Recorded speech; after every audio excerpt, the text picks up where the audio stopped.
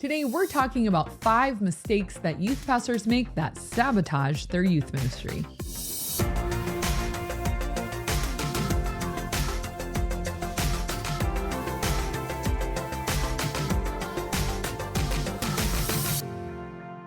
Welcome to the Ministry Coach Podcast, where we give you weekly tips and tactics to help you fast track the growth and health of your youth ministry. If this is the first time we're meeting, my name is Jeff Lascola, and this is Kristen Lascola. And today we are talking about 5 mistakes youth pastors make to sabotage their ministry. That is the topic. So I hope you're not doing any of these. Otherwise, you're in a lot of trouble. All right, let's jump in. So number 1, a big mistake I see a lot of youth pastors make is trying to force their, I guess you could say, age or stage of life onto the students, or wanting the students to be in a different stage of life than they are actually in. Kind of like wishing you were a different pastor than you were. And that's really coming through on how you talk to students, what's your expectation of them, the types of things you plan. And it's almost like you're just like, I will force you to be young adults, even though you're high schoolers, or like, I will force you to be high schoolers, even though you're junior hires. Now, don't get me wrong. I am all for teaching slightly above age level, not consistently like every single point, but sprinkling in things that would challenge like a longtime Christian or a really mature student, or just like, I never want students to think, I heard this story, I already know what you're going to say. Tuning out starting now. Right. But saying something each time in your messages that really challenge them. So don't get me wrong. I'm all for that. What I'm talking more about is like, if you're a junior high pastor, but you are bringing more high school energy, and if you're a high school pastor, you're bringing more young adult energy, because I think looking at the motivation, sometimes I think it makes the pastor feel, I guess you could say, more validated to think like, my kids are real mature, and it's because I'm a real pastor, gosh darn it, and I think it's tied very closely to the pastor's ego of like, well, I'm not just a children's pastor. Right. Well, I'm not just a junior high pastor, fill in the blank. But if you set a vibe that's like, well, we only do acoustic slow songs that are very reflective, because I want the students to just be serious, to me, I think that's a huge mistake, because instead of just meeting kids where they're at and forming a ministry that is set up for where they're at in life, you're sort of wishing they were someone or something else, instead of bringing, well, what kind of music do you like? What kind of worship do you respond to? What kind of events and games? And that's another thing. I think youth pastors think games, like a real pastor. Phooey. A real pastor wouldn't play games. This is time for Bible time. And then like with interest too, like what you're interested in theologically as a 25, 30-year-old, I hope it's very different than what a 15-year-old, and so it's not saying, well, am I not supposed to study theology then? Of course not. That will enhance your teaching. However, if you are thinking, I made this mistake when I went on my Israel tour back in 2015, and I learned everything there was about the history of Israel, and everything made so much sense, and how this intersected with everything. And it was like, we're doing an Israel series. You're all going to learn what I learned for the last 10 days. Well, when they didn't go to Israel, it doesn't really translate. And what does a 15-year-old really care about? So you have to find ways, well, let me bring that truth in when it intersects naturally with what we're talking about. Yeah. But just because I'm all geeked out on the 12 tribes of Israel and I saw the Dead Sea, Red Sea, and everything in between, it's like, okay, not super interesting. Like when that like long running joke, like when people go on vacation and then they show you their slideshow and they're like, and then look at this. Right. And it was so cool because they're reliving it, but you're just like, it's another beach. Cool. Wow. Another seashell. but it meant something so much to them. It just doesn't translate very well. And so I think taking that sentiment as a youth pastor, what you're geeked out about, if that enhances an aspect of your teaching, great. However, just be very careful to not want it to be a direct transfer. Keep in mind your age versus their age, your development versus their development, and think like, what do they need to know? What are they interested in now? What makes sense for them to take the next step with their relationship with Jesus? So just be careful of overdoing that. And I think youth pastors make this mistake of like, well, I want to go much deeper, therefore my students want to go much deeper. I don't think we should ever water anything down or make it shallow, but what you study in your free time is for you. Like it might not be the best fit for the 12-year-old in your youth ministry. I think that was a really hard lesson for me to learn, because so often we teach out of our own passions. Like, well, what is God teaching me? That's what I'm going to teach them. And what really impacted you clearly must impact them too. Right. And it doesn't always. And sometimes it does. And you could probably think like a junior high right now of the exception to that statement. Right. You know, and there are, but just generally be careful of trying to make something it's not. I mean, I've heard some high school students say that they wish like their high school pastor would have more fun, you know, and it's like not always just so serious, but sometimes high school pastors wish they were young adult pastors. Yeah. So they try to mimic that same thing for high school. And the kids are like, yeah, but I'm 14. I still want to run around, you know, a little bit. And so, you know, your group best and what, you know, where you're erring on this, you know, maybe you're like, whoa, I am doing that. Or maybe you're like, yeah, right. Like we're so good on this. So for all of these, you're going to have to sort of grade yourself, or maybe ask some of your leaders like, hey, do you think we're hitting content wise, energy wise, fun, games, events? Are all these screaming, this is the age group we work with? Yeah. Or if somebody were to walk into the room, would they be like, oh, how many 40-year-olds are you expecting today for this Bible study? Because this is very, very adultish, you know? So just don't force them to grow up before they need to. I think that repels students and sabotages your ministry over time. Yeah. I think a good kind of analogy or visual to kind of go with it is you're constantly wanting to lead your students, but I feel like don't lead them with a long rope or a chain. Lead them by holding their hand. And it's like wherever you're going, they're not going to be much further behind. So you're kind of taking them from where they're at one step at a time to, you know, get deeper in the word and be a little bit more mature as a Christian, but not to the point where you're 30 yards ahead tugging them with a rope. It's like, I'm not there. Right. And I can't see the next step. And they're not your peers, you know, like the things you're geeked out on, take it to your own life group or your own Bible study or your own small group, you know. Or can you make those same impactful moments that you're having in your study applicable to that age group? You might be able to. And I've done that many times. Like I've taken some really incredible Tim Keller stuff and I'd be like, oh my gosh, this is such a profound thought. I can chew this up, digest this, and give this poop it out. And junior hires love poop. So full circle. Win-win.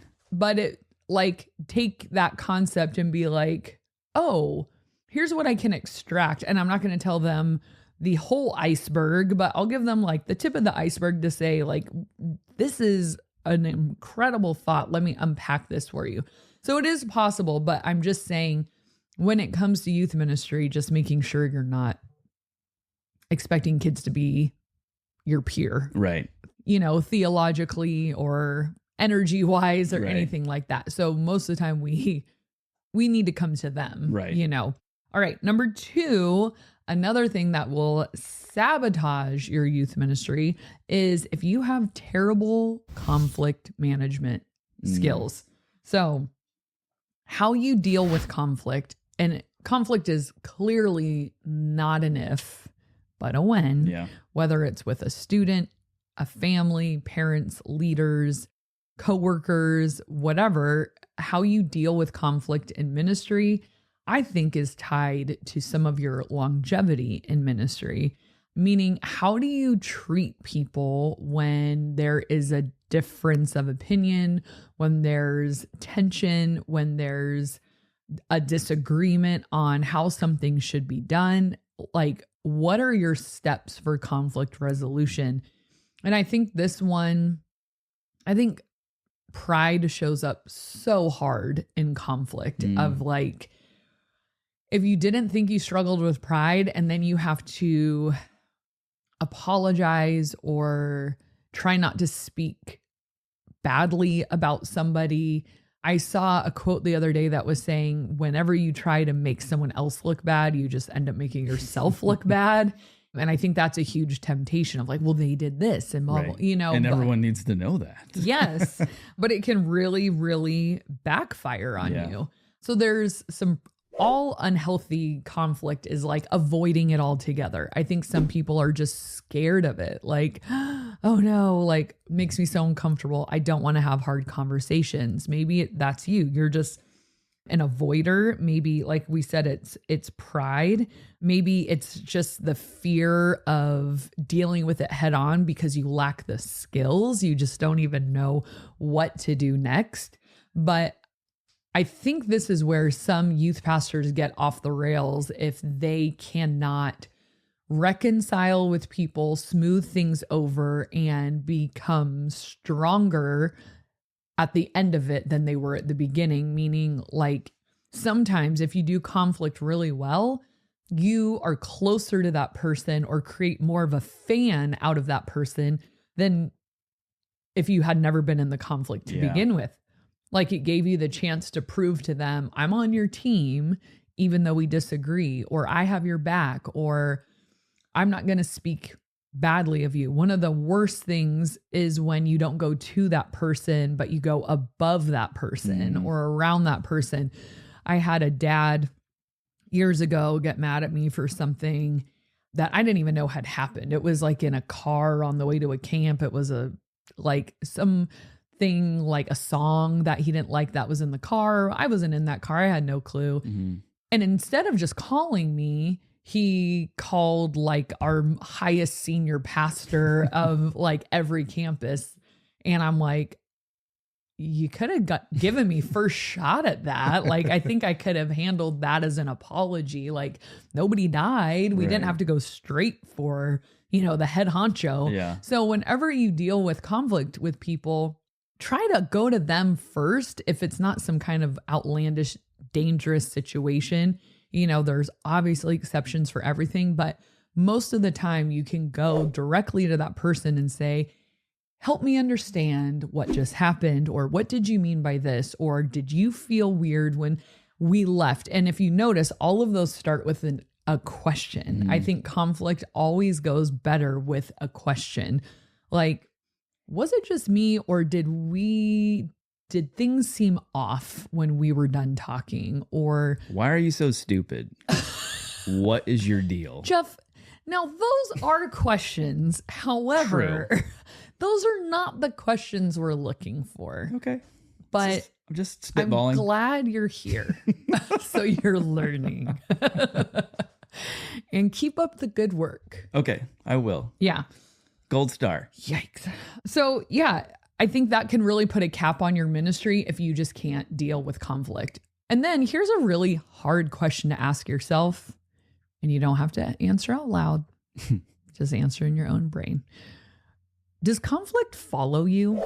We all know those people. Do they know themselves? Never had a friendship work out for longer than, a year or two. Never had a boss that they liked, or I always say, if there's anybody you work with and they say, I'm the only one who does any work around here, I'm like, probably not true. And you're toxic. I'm just saying. Just saying. Okay. So some hard truths today. Some hard truths. So if you're the kind of person, now odds are you are not like the most unlucky person in the world, that every single person you work with is out to get you. Every single boss you had is out to get you. Every parent hates you. You know, like if you look back at your life or your ministry and you just are like, there's always a conflict. Yeah. That might be a moment to like, let's reflect and dig and excavate this idea a little bit, because in the words of Taylor Swift, could it be you are the problem? Me is the problem. It's me. Hi, I'm the problem. Yeah. It's me. Because you could have a bad boss, 1 for 1. Yeah. Bummer for you. And maybe even 2 for 2. I almost feel like rule of 3, if there's 3, it's probably you. Well, and there can be things you don't like about all 3 of them, of course. However, if it is constantly blowing up to this heightened level of drama, tension, toxicity. Right. One of us has to go. It might be it's you. Worth looking at, how am I handling conflict? Because every person I've worked for, I've had a frustration, and I'm sure they've had a frustration with me. And I've had a million good things to say about them, and I hope they've had a million good things to say about me. It's like, where are we getting fixated? And Chris Brown, our senior pastor, said something so great the other day. He's like, somewhere along the line, we thought, like, maybe as Americans, I can't remember exactly how he said it, that like it is unacceptable to be irritated, or it's like unacceptable for something to frustrate us. Oh, gotcha. Like some things are just frustrating and some people are just irritating. And you, as the leader, as the pastor, as the Christian, as just the human being, need to just know you cannot eliminate all frustrations and irritations. The question is, how do you move despite those? Right. You know, are you still able to be civil and kind and work together with people who irritate you or that you don't like? Or do you just be married to them? You've been married to me for almost 15 years and I irritate you on a daily basis. So good for you for putting up with me. See? Do like me. Hide it well. No. Push it deep down, deep down. I love you. But you know what I mean? It's like, we can't just see irritations and frustrations as, oh my gosh, this is unacceptable. It's like, can you navigate it though? Can you just put your head down and do the work? Can you see the good in that person too and work alongside them, even though they aren't your BFF? Like, you know, like just, I guess part of the thing too is we need to sometimes grow a thicker skin for just like, it does. If you go to a new church, it will still be there. If you go to a new staff, it'll still be there. There will always be that person or people who just are grating. Yeah. But you can do it. You'll be fine. I know someone who had transferred churches multiple times, and I almost felt like if I had recorded you every single time, I could have played it back and you're saying the same thing for every staff that you've worked on. So it's like either all 5 or whatever these churches are like cookie cutters of the previous one, or maybe you're just seeing these same things in people and it's more of a you thing. I want a cookie now. You said cookie cutter. I'm like, oh, that sounds really good. Thanks for focusing. I was listening. All right, let's move on. Number 3. So number 3 of mistakes youth pastors make that sabotage their ministry is they stop caring for themselves. I think this is the most common one out of all 5 that we're talking about today of what sabotages people's ministry. So I think somewhere along the way, people stop stewarding their own mental, physical, spiritual, and relational health. And it turns into a cancer and a poison that affects their entire life, including their ministry. You can't really separate that. If you're like tanking mentally, if you're tanking emotionally or physically, spiritually, any of those categories, I think it starts to tank your ministry. And this one I see probably like disproportionately more than the other ones. And I don't know why that is. Maybe these are like just arrows of the enemy of like trying to take us down in one way or another. But so many ministries I have witnessed begin to unravel because the ministry lead could not get a hold of health in their own life. And it's a lot. Like it's a lot to be the person who has to maintain yourself in order to maintain your ministry. But like we've seen addictions, we've seen mental health breakdowns, physical health breakdowns, and some of that's not your fault and some of it is, you know, some of it could be avoided and some of it can't. Right. So I'm not saying this is all your fault, but we know that the last one was your fault. This one not necessarily. it could be, it couldn't be. I don't know. But I just know that health is very closely tied with your ministry health. You know, what if you started to see your health as a continuation of your ministry?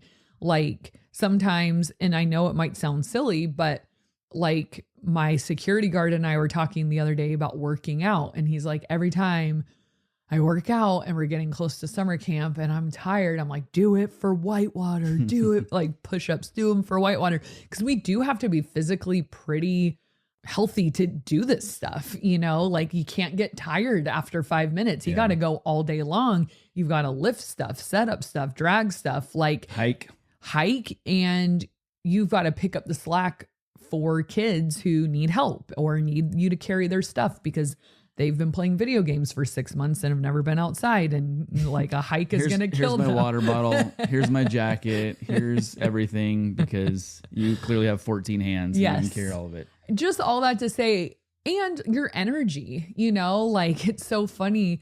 The number one question I get or the number one answer I get from people on Sunday morning, and I say, how are you? Tired. Why are you tired? There's a million different reasons. Right. Everyone's tired all the time.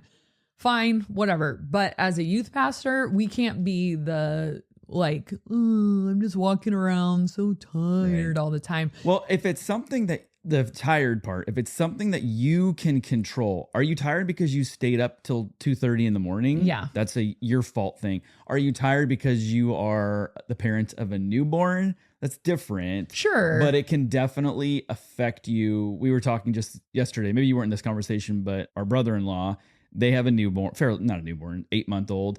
And he was saying he was shocked at how much sleep deprivation would affect his everyday life. Yeah. Because he kind of thought, I thought I might just be tired. I didn't think about how it might impact relationships and how I act with people and things like that. It just, you don't have a fire in you. You're just making it through. Yeah. You're just like surviving. And of course, like you said, okay, if you have a newborn, right. But it just goes to show is like, it your issue or your fault, or is it circumstances beyond your control? Are you taking care of yourself the best you can? We were both brand new parents in ministry.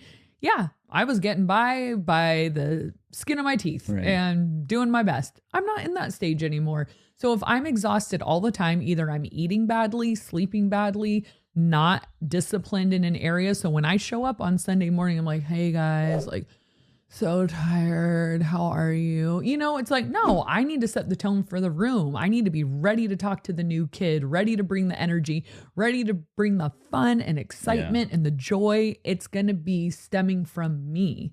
And if I just show up barely awake and need an espresso to like even function, you know, I think I need to ask myself like, hey, if the energy of this room and the health of this room depends on my energy, I need to have some, you know, I need to eat a good breakfast. I need to get a good night's sleep. I need to take care of my body. I need to make sure I'm not getting sick all the time because I need to be here and I need to show up with my best. And so I think God gives us health to steward, you know, like we talk about stewarding our money and resources. I think of health as a resource. And maybe it's because I had health struggles and I couldn't do what I wanted to do. You know, I was born with a genetic heart condition that really took me out for a few years until I figured out, you know, how to live with it in a way that it didn't like sabotage every single day. It was awful. And I realized, man, feeling good is so powerful for what you bring to the table. Are you thinking well? Are you speaking well? Are you clear? Do you have energy? Do you know, like that is a big deal. Yeah. And so just like like we were saying, stewarding your money and your resources, you steward your health. God's like, I've given you health. Are you going to maintain it? Are you going to keep it? Are you going to maximize it? Because you can use your health for ministry, because then you're sharp, you're ready to go, you're excited, you've got energy, you can bring people along, you can rally the troops, like even beyond that, it's how you interact with people too. Like a tired, irritated person is not going to be able to handle conflict, or not going to be able to handle things that are thrown at them. Like I either don't want to deal with it, or if I do deal with it, you're going to get my worst. Yeah. And that's absolutely. not good for anybody. Our executive pastor said for years, fatigue makes cowards out of all of us. It was just like, you can't do anything. You're just like, I don't know. I don't care. I can't decide, Or you're irritable and snapping at people. Yes. It's like, wow, what was that all about? Yeah, absolutely. And so then thinking about your spiritual health, that's obvious, like, are you continuing to grow in your relationship with the Lord, or are you spiritually dry? You have to eat your, like the word of God for yourself, not just distribute it for others. Your mental health. Do you need counseling? Do you need to talk to someone? Do you have just a storm inside you of mental and emotional health that you cannot get a hold of? That will come out in one way or another. And these things, it's like a lot of it, even if it's not your fault what's happening to you, the personal responsibility aspect is getting the help you need to navigate it, So whether that's a health coach or a counselor or whatever, but just making sure, am I as healthy as I can be? Because the ministry is an extension of me. And if I go down, we're going to take a huge hit. Yeah. And a lot of that is avoidable, so many people I've seen that have like mental crises, and then they have to step away from their ministry. It's because they were too embarrassed to tell someone when they started noticing a problem. Yeah. And then they just thought, no, I'll just write it out. It'll be okay. And then slowly it keeps eroding and eroding and eroding to where people are like, what is going on? And then you have to come clean. And then the ministry takes a hit because the damage has been done. Right. I love the strides that we've come as a community with mental health and with counseling, things like that. It doesn't have the stigma that it once did, and it never should have. But I think that's really strong for people. If you feel the need to do that, by all means, go ahead and do that. All right. I think we've beat that horse to death. Number 4. Number 4 is not developing others as leaders. We did a whole episode on this last week of just the different leadership styles of Jesus and open-handed leadership, develop and deploy, all kinds of things. So go back and listen to that because that's pretty extensive on this one. But I think leaders really sabotage their ministry, shoot themselves in the foot if they see themselves as the leader and no one else is needed. It can kind of be a lazy thing too. Maybe it's not pride for you and you're like, I would love to share the leadership, but who am I sharing it with? There's no one. Oh, well. Find them, make that a prayer, make that a mission mindset of I'm going to find this person and develop them into a leader. Everyone should have leaders coming out of their ministry. Everyone should have leaders being developed within their ministry. Your ministry gets so much better when there's more shared leadership than just you, because if it's just you really become the ceiling of your ministry. Yeah. It's all your personality. I think back to when I first started and I was the only one.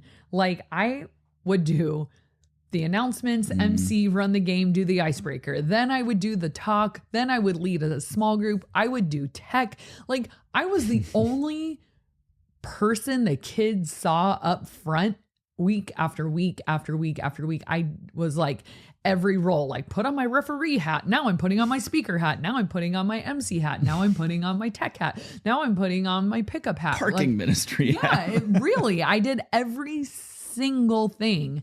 And it was exhausting and probably not very dynamic of a ministry. It's just like, come and see the Kristen show.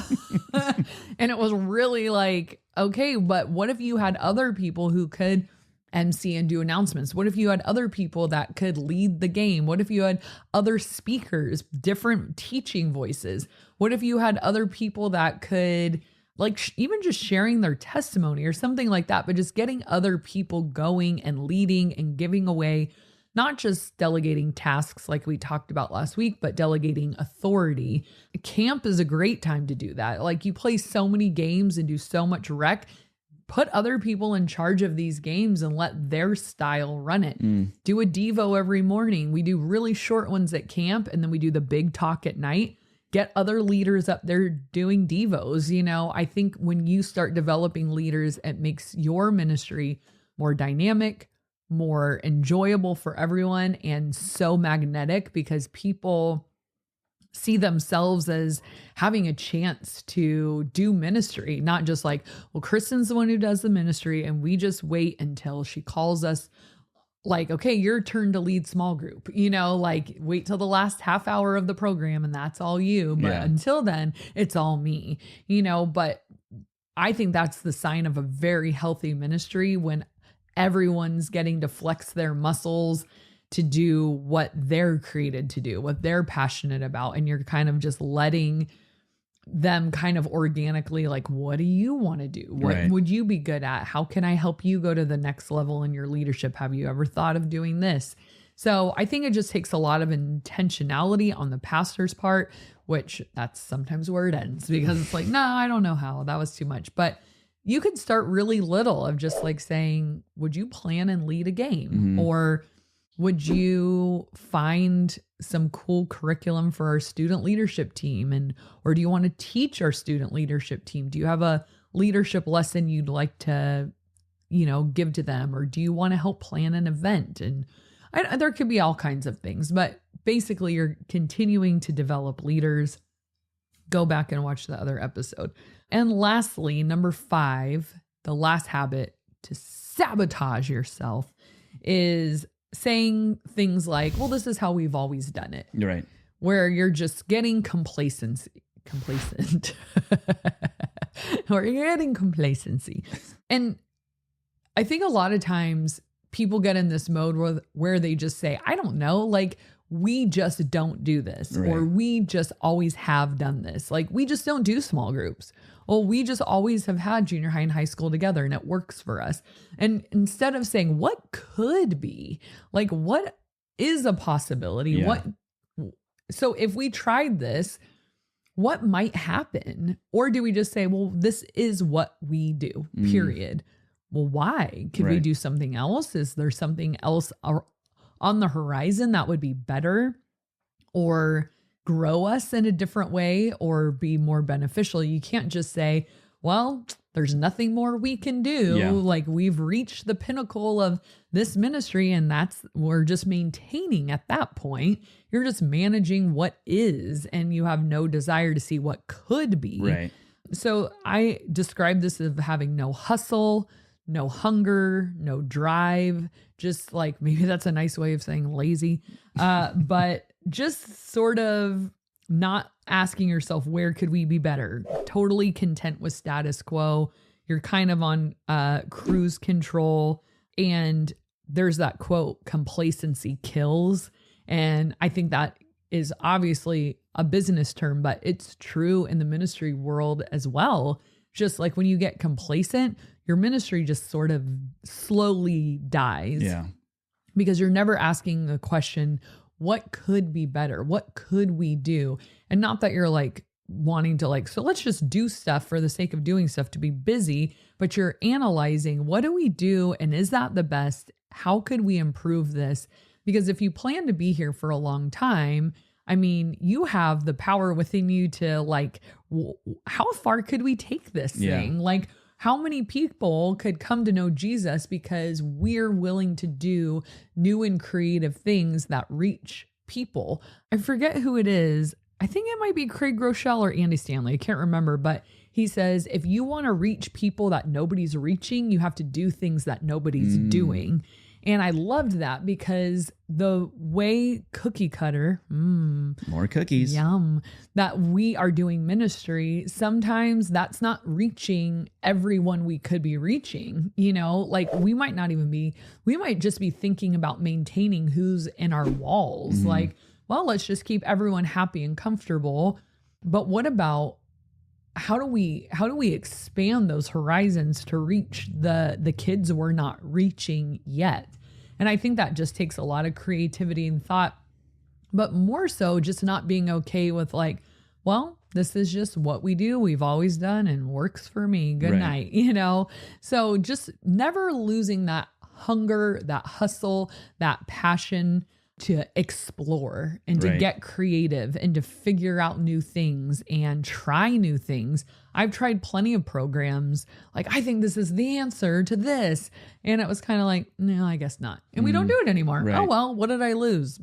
Not a whole lot, So be willing to try and fail and adjust and rethink and analyze and inspect, but like always be curious about your own ministry. What are we doing that's really good? What are we doing that is not working? And what could we be doing? Right. Those are all really good questions to ask often, but at the very least once a year with your team to say, where are we going? What's next for us? Yeah. I've worked with pastors who are complacent, and it's just sort of like a grind. Right. Like, well, I guess like we did it. Yeah. I mean, I don't know. Is that it? Right. But when you have a passion to see more and more people come to understand Jesus, know Jesus, have an experience with Jesus, you start to get creative of like, what's going to draw this group of people and what's going to draw that group of people and what do these people need to hear? What kind of program would grow this person? How are we going to build community? Like when you start to see problems, you start to see opportunities, right? So identifying the problem is very easy. Identifying and creating solutions can be more difficult, but that's where it separates, the little L leader versus the big L leader. Yes, the term from last week. Yes. We had an issue at the campus we previously were at. We had to rent out the high school at the school. And a problem that they were having was people would sit in the very back of this theater kind of auditorium and not be filling up the front. And it felt like a really big disconnect, between like the worship team and things like that. And so I remember the pastors kind of came out and we're figuring things like, what can we do? The initial thought you'd think is, well, block off the back. Yeah. And then they can't sit there. But Larry Osborne, our senior pastor, one of our senior pastors said, nobody wants to feel like they're being pushed forward. Yeah. So they just took the stage and built onto it and brought the band further out. And it was like, you can't do that. Like, wait, like, is that even possible? Because it was a high school that has a set stage, like it's permanent.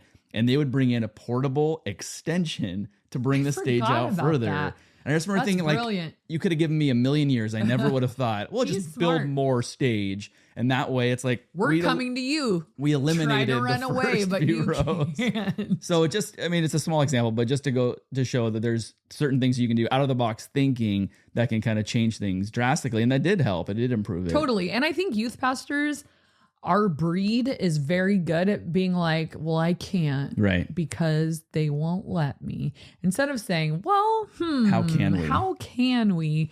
I love asking for forgiveness instead of permission. You just start doing stuff and like see what they say.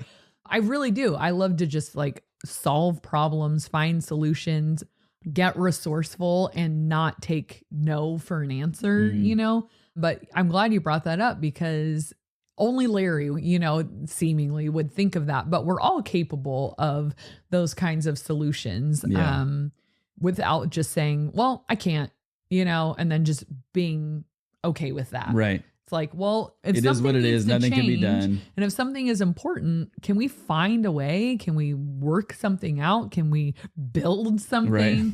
But yeah, I love that hunger and that hustle and that like desire to see results. Yeah. I do. If you guys got value out of this episode, make sure you subscribe because we give away great youth ministry tips and tactics every week. And yeah, we did reference a couple of videos. One, you talked about obviously the 3 leadership styles and which one are you? That's an episode we released last week or last week, depending on. I was going to let it go. But I heard you last week. And then another one was we did do an episode all about heart, hustle, hunger. I don't know the order of those 3 words, but make sure you check that as well. I didn't know that. Pertinent. Yeah. Please send it to me. I'm very interested. The question of the day this week is, What is a outfit that you wore in the name of youth ministry? And make sure you guys listening, if you're watching on YouTube, put in the comment section below what is something that you wore just for the sake of youth ministry. I have a lot of characters that I dress up as for youth ministry. I'll give you a few.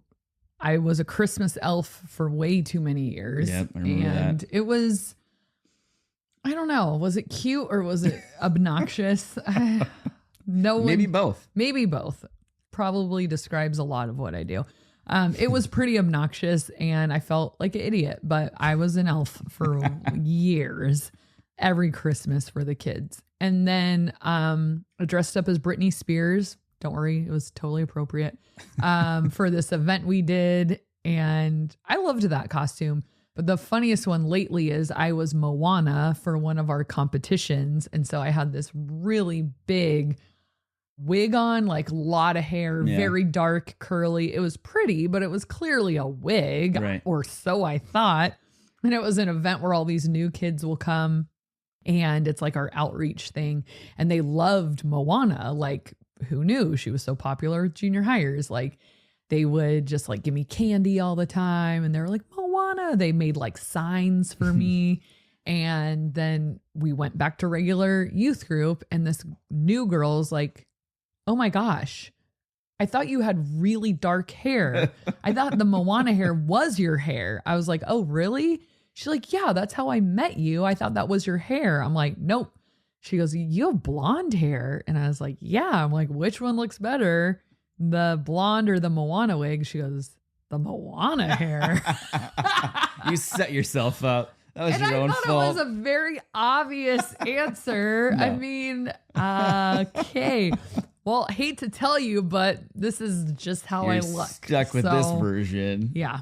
So that was pretty funny. Yeah, same. I had not Moana, but I had several costumes that were event related. A knight one year, a pirate one year, but I think the oddest was I was a robot, like a cardboard silver robot. It came in really handy. We did an airband to Perry Grip's "It's Raining Tacos." Was that? And there's a taco bot, and you were him. I think I used it for another. We did another airband where I was a we were all toys, and I was a toy robot. So I got my money's worth out of that costume. But I remember at the end we all would fall down. Yeah. And I had never fallen down in the costume, and I couldn't get up because I couldn't roll. I felt like Randy on Christmas Story. Help me! Help! I can't get up. It was too big and I couldn't. And I was like, hopefully someone realizes I'm still on stage. Were you panicking? A little bit, because I literally could not move one side or the other. So it all worked out. Put in the comment section below what's something you wore, ridiculous that you wore in the name of youth ministry. In the name of youth ministry. Okay. Community comment of the day comes from DK Silva 983, who says this is in regards to what she loves about the podcast. And she said, my favorite thing is you guys. You're both great and you bring amazing topics every week that inspire me to continue to serve. May God pour showers of blessings over you so you can continue to touch so many people. Every time I learn something new from you and I implement it into our ministry, I see growth. So thank you. Wow, thank you so much. Really appreciate that. That's a great comment. It is. I love when people are like, when I do it, it works. Oh yeah, that too. You know, like But most importantly, you did it. Well, that's not most important, because what if it doesn't work? I guess you're right. No, the point, that was awkward. The point being, I think too many people listen and don't implement. Yeah, for sure. So do it. Yeah, well, we've completely derailed. All right, you guys, thank you so much for watching and listening, and we'll see you next time. Today, we're talking about 5 mistakes that youth pastors make to sabotage their ministry, and make sure you stick it down. Today, we're talking about 5 ways that youth pastors sabotage their ministry. 5 ways that youth pastors sabotage their own. 5 ways that youth pastors sabotage their